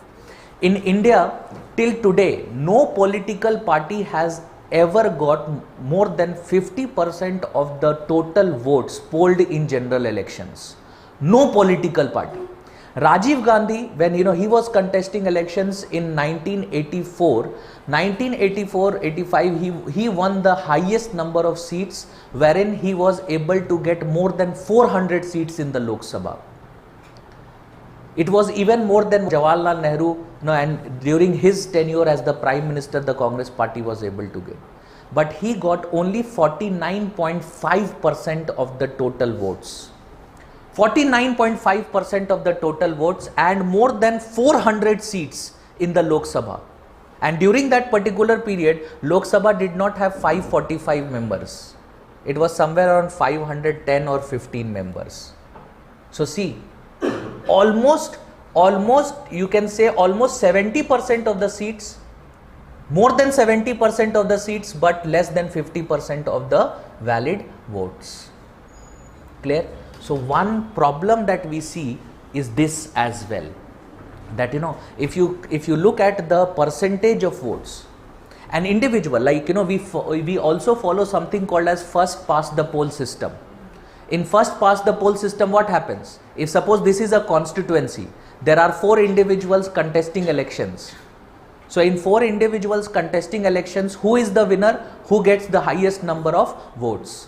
Now that highest number of votes might be only 26 or 27%, but that individual is declared as the winner, which means almost 70% of the voters of that particular area, they are not represented, because they have voted against the individual who has actually who was actually elected. They have voted against. When they have not voted in favor, which means they are voting against him, but that individual gets elected. 26-27% of the votes, only 26 to 27% of the votes that individual is getting. Now these are the challenges to our democratic norms. These are the challenges, along with something like when you say role of election commission क्या करेगा? अगर आपने model code of conduct, if you look at the model code of conduct, the model code of conduct suggests what is the powers that election commission has with respect to implementation of model code of conduct. ज़्यादा से ज़्यादा क्या कर सकते हो? What you can do is you can take up some action against the concerned candidate, like you can prohibit the candidate from speaking for 48 hours, 74 hours. यही कर सकते हो ना? This is what was done when when Mayawati and Yogi Adityanath, they made certain statements which were not in secular spirit. तो यही हुआ था ना? They were prohibited. Mayawati was prohibited for 48 hours. Yogi Adityanath was prohibited for 72 hours. This is what you do. What are the measures to take up some Penal provisions. Why not an individual defying model code of conduct should be prohibited from contesting elections itself? Why not that? If you come up with some measures, now that is what you can definitely done. In the legislatures that we have as of today, there are women women comprise of merely 15% of it. 50% of the population having only 15% representation. Now, what is democracy? Democracy is about for the people, by the people, of the people, and the spirit of democracy is being violated. When you can give reservation to scheduled tribes in accordance to their population, why not give reservation to women in accordance to their population? That is also not something that is going on. Look at the number of representatives who have been accused of heinous crimes. They are also members of legislature. So those who are law breakers, they are made lawmakers. What do you expect from the legislature? Clear? So these are certain problems that exist with our democracy. इसके अलावा आप देखते हो even the manner in which the legislature works. ठीक है, manner in which legislature works. Demonetization हुआ. So political parties they started taking up various debates outside the parliament. ठीक है, जब parliament के काम करने का time आया that the debate was going on in parliament, so they were protesting outside the parliament. ठीक है, they were protesting outside the parliament. When they were given the opportunity to speak in the parliament, they were protesting outside the parliament. And after that when the debate was over, now Rahul Gandhi says, now I am ready to speak. Now I am ready to speak. If you want to hold the Council of Ministers accountable, you should be present in the parliament, not outside the parliament. ठीक है, black पट्टी और काला झंडा बाहर लगाने से क्या फायदा होगा? You should enter into constructive debates within the parliament. That is being broadcasted nationwide.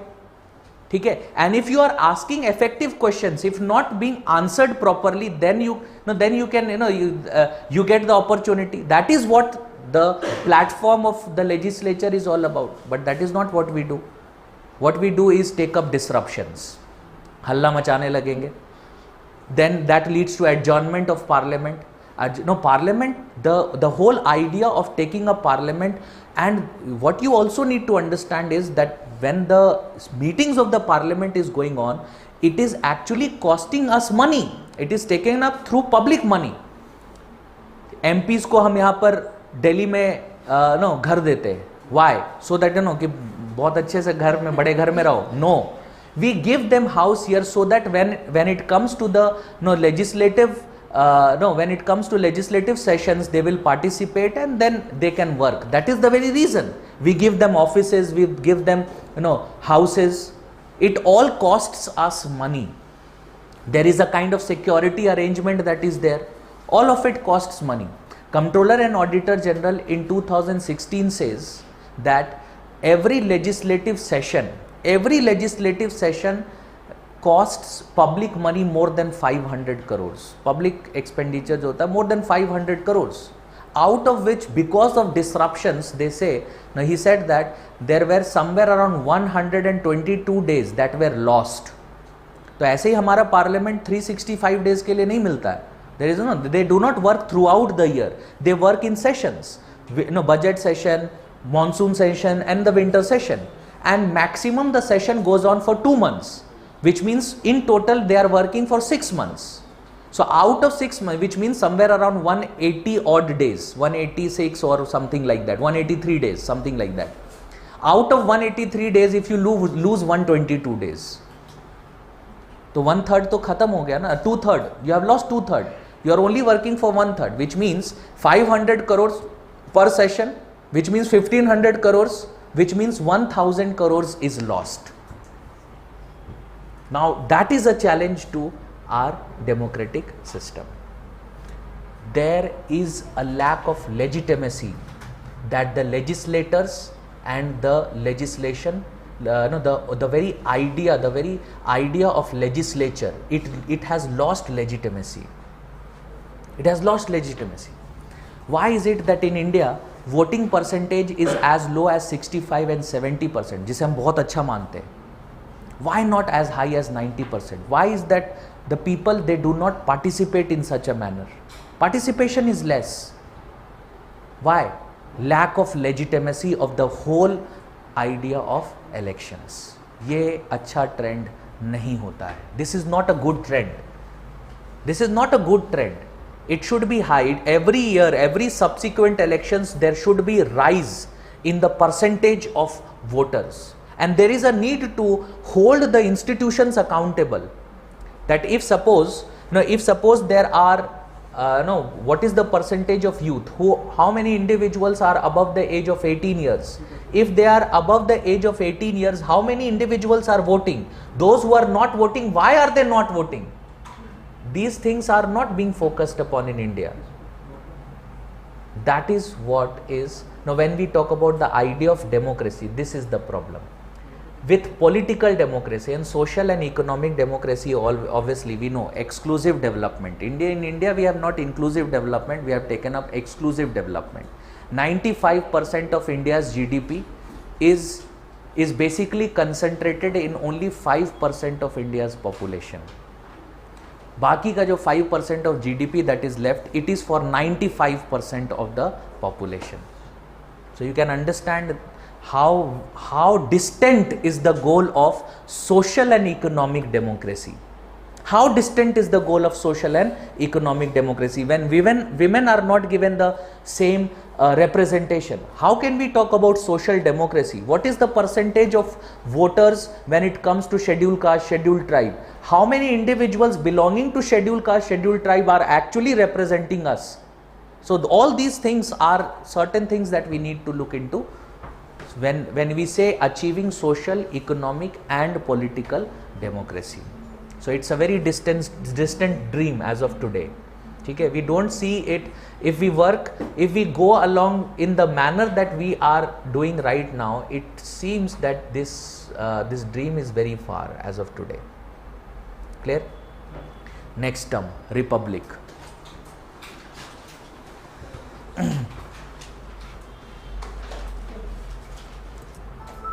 So what is meant by republic? What is meant by the term republic? Yes, the head of the state is elected.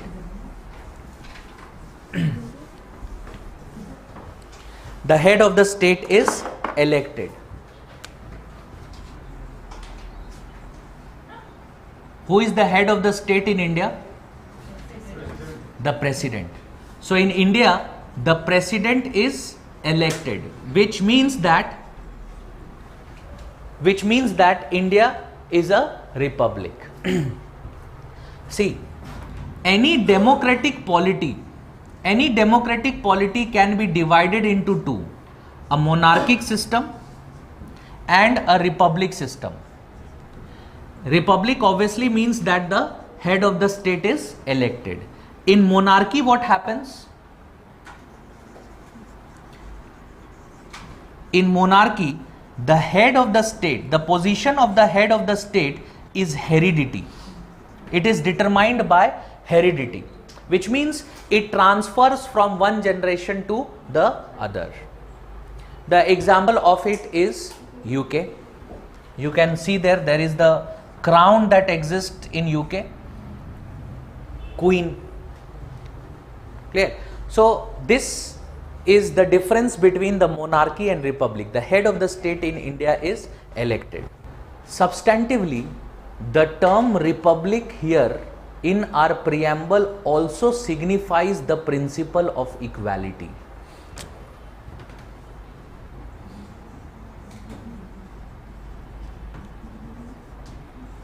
It also signifies in preamble, it also signifies the idea of the idea that India follows the principle of equality.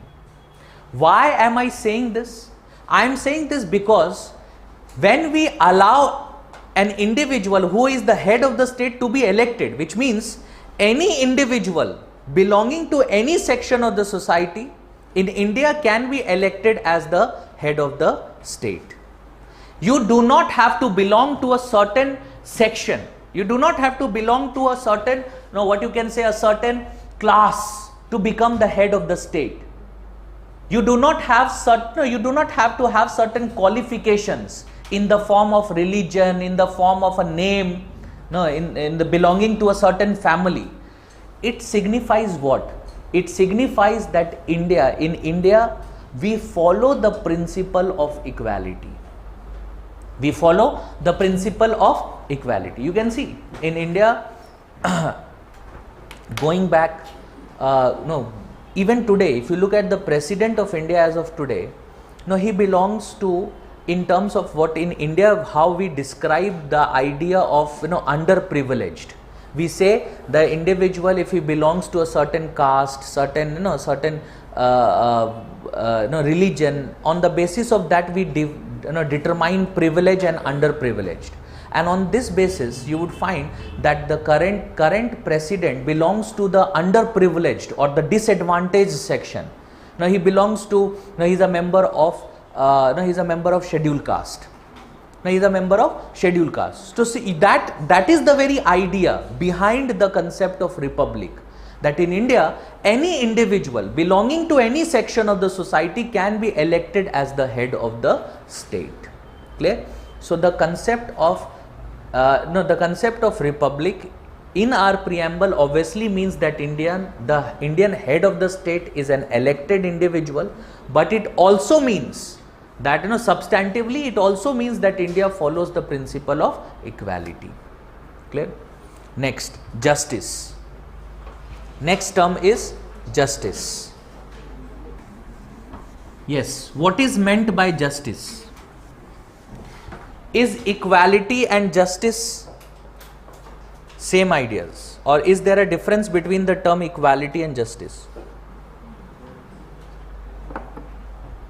What is equality? There is a difference. What is that difference? Absolutely clear. That is absolutely right. See, equality is considered to be a negative term. Why? Equality means you are not differentiating between individuals who might belong to a privileged or an unprivileged section. Everyone is equal. This is also a part of, if you look at if you look at our constitution, if you look at Article 14 of our constitution, it talks about equality. And Article 14 of the constitution says equality means what? What kind of equality? It simply means that every individual is equal in the eyes of the law. But it is a negative concept, because if you treat everyone equally, means you are not taking into account the conditions or the environment in which an individual has performed a certain act. And hence we take up the idea of justice. Justice becomes more relevant for us. Rather than equality, justice is more relevant. Why? Because some individuals who are privileged and some individuals who are not privileged, we discriminate among them and provide the underprivileged with more and those who are privileged with less, so that we can achieve the idea of justice. So justice is what we actually take up. And the preamble of the Constitution of India mentions 3 types of justice. What are the types mentioned? You can write: social, economic and political. Social, economic and political. What is meant by social justice, right? Social justice denotes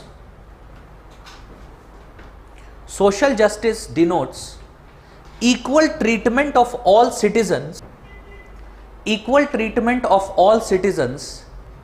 without any social distinction, based on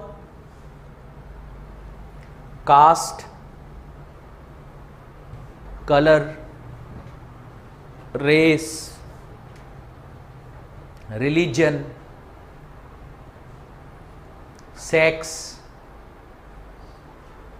or so on. It means absence of,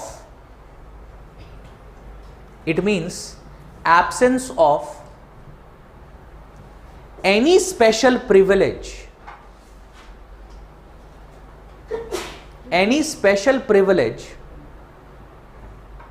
to a particular section of the society, and improvement in the conditions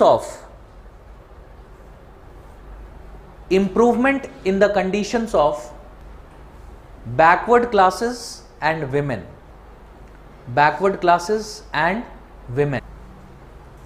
Social justice, ensuring no one is socially discriminated upon. In India, there is lack of this. Social justice is, you would find, there is lack of social empowerment. When it comes to decision making, you would find India being a patriarchal society, women are not given the same kind of social status as that of male. That is one of the examples, or one of the reasons why we say in India we lack social justice, even on the basis of certain caste or class system that is there. Even you would find even people tend to discriminate on the basis of race. Racism is very much prevalent in India, though we do not recognize, we may not recognize it, but it is very much prevalent in India. Like things such as color. Now it is something that is considered to be an advantage or a disadvantage, social advantage or a disadvantage. Even when it comes to prominently, you would see this prominently present in, specifically when you are here in Delhi, people coming from the northeast, they are racially discriminated against. They are known by various names. We tend to sometimes describe them not being Indians. कुछ इस तरह के, कुछ दूसरी country के नाम पर हम उनको इस तरह से डिस्क्राइब कर. That is racism, lack of social justice. Next, economic justice. It denotes non-discrimination between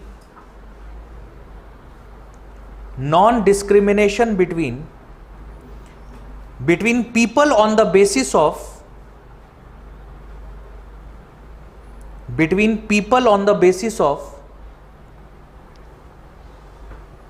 economic factors.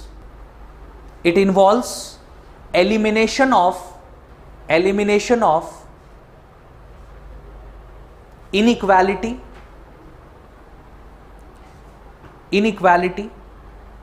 in wealth,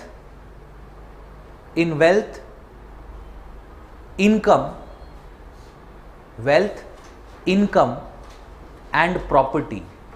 When we combine social justice and economic justice, what we get is distributive justice.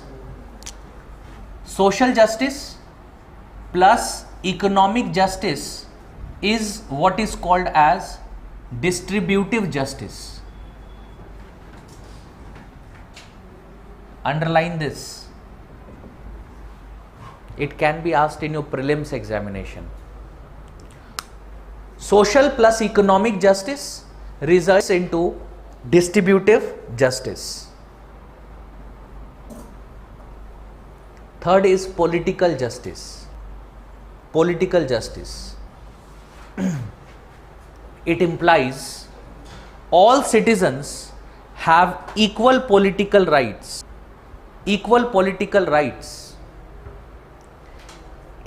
access to political offices,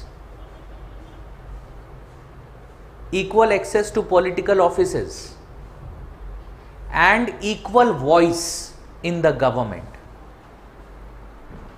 Equal access to political offices and equal voice in the government.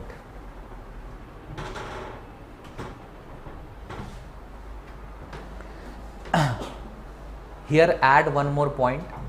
The idea of justice in our constitution has been taken from the Russian Revolution. The Russian Revolution. Next, liberty. Liberty. Yes. What is the meaning of the term liberty? What is the meaning of the term liberty? Freedom. What kind of liberty has been mentioned in our constitution? You can write this. The preamble mentions liberty of thought,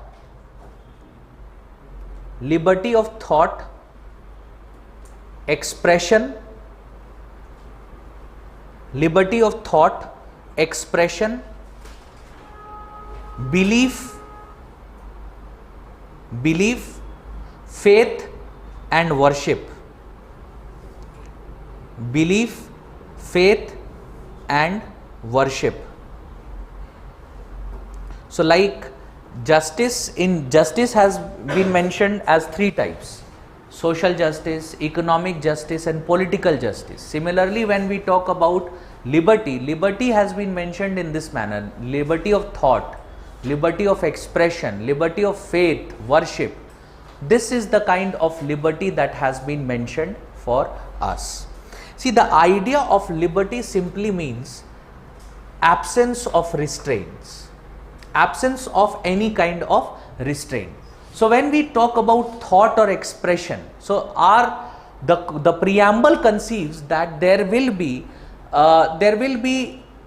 absence of constraints with respect to thought and expression, and accordingly we have come up with some fundamental rights which provide us the liberty of thought and expression, like Article 19(1)(a) of the Constitution. It explicitly says freedom of speech and expression. Article 19(1)(b) says freedom of assembly. These are complementary rights: freedom of assembly peacefully without arms, and freedom of thought and expression. Similarly, it also says liberty of faith, worship, which means it is giving us the liberty to practice a religion of our own choice, and there will be absence of any constraints when it comes to we practicing that religion of our own choice. Remember, the Constitution guarantees us the freedom of religion of one's choice, not the freedom of religion of a religion in which we are born into, which means at any point of time I can adopt any religion of my own choice, not the religion which I am born into, which means it gives that there is absence of any restraints with respect to what faith I adhere to, what kind of worship I take up. All these things, there are freedom of any kind. We are free from any kind of restraints that can be imposed on us by the state. And that is the reason why you would find that in India we have things such as fundamental rights. We have things in fundamental rights Article 19 is there. Similarly, under Article 25 to Article 28 of the Constitution also freedom of faith, belief, worship, that has been mentioned. So it gives us this particular right. Clear? The idea of liberty. Liberty we have taken up from the French Revolution. The idea of liberty we have taken up from the French Revolution. Justice as a principle we have taken up that. See, one more thing. When we talk about the idea of liberty here, liberty of thought, liberty of expression, liberty of faith, belief, worship, etc., it does not mean that liberty of thought and expression may involve anything, that I can express myself in any manner. No, that is not provided to us. Like Article 19(1)(a) is also under. In fact, when we talk about fundamental rights, one of the nature of fundamental right is that it is not absolute in nature. It is under reasonable restrictions. It is always under reasonable restrictions, and you would find that reasonable restrictions like security of India, like friendly relations with a state, like when we talk about in the interest of scheduled caste and scheduled tribes, all these things are there. So certain restrictions can be imposed. Liberty means absence of restriction, but it does not mean that there will be complete absence of restrictions. It depends upon the manner in which I exercise the liberty that has been provided. If I exercise it in a manner wherein I ensure that when exercising of my rights do not hamper or do not encroach upon the rights of others, if I ensure this, in that case there is no restriction. But if I am exercising my rights in such a manner that it encroaches upon the rights of others, now that is where reasonable restrictions they kick in, like something called as defamation. I have freedom of speech, but I would not enjoy my freedom of speech to defame someone. I will not do that. I will not do that. I cannot come up with defaming someone.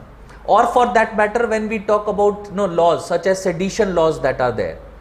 Now we are going to talk about it when we come to Article 19.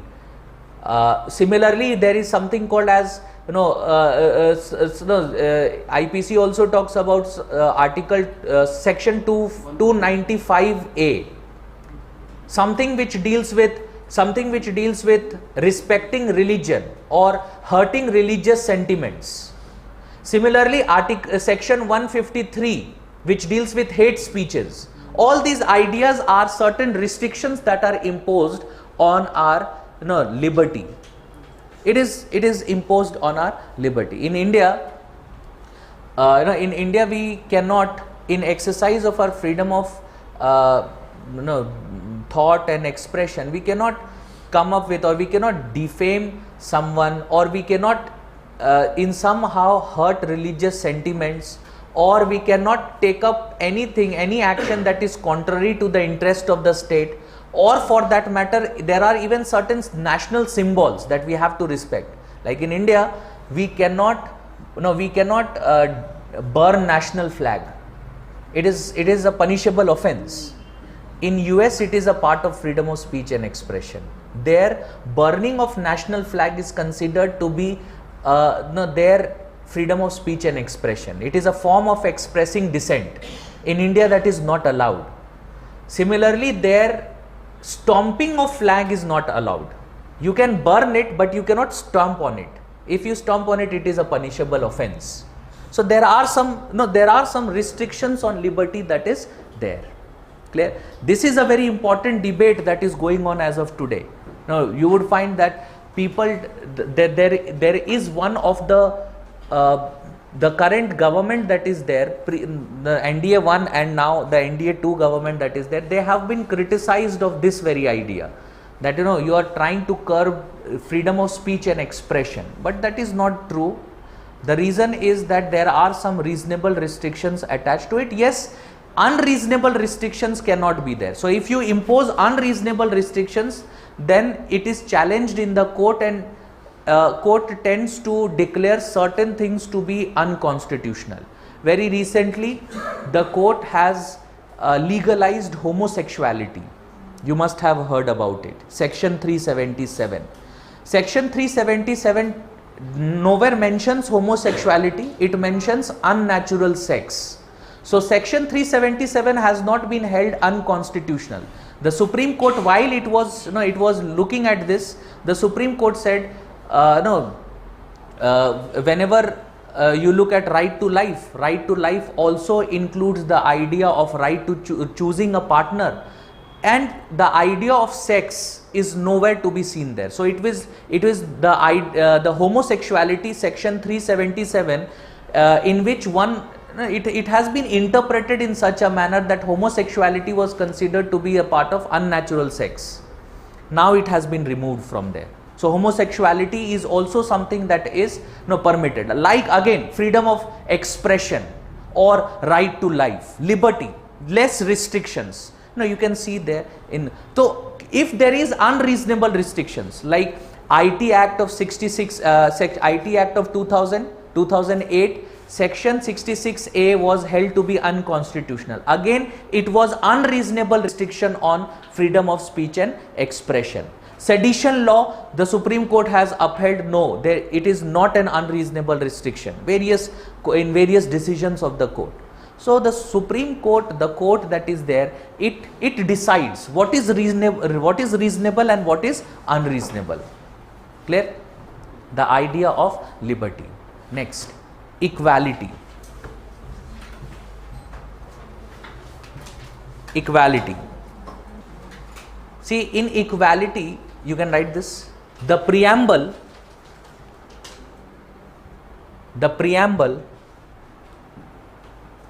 provides to every citizen of India, equality of status and opportunity. Equality of status and opportunities. So what kind of equality is mentioned in the preamble? Equality of status and opportunity. Equality of status and opportunity. When we say equality of status and opportunity, again it has three dimensions. What are those dimensions? The dimensions are obviously political equality. It will provide for political equality.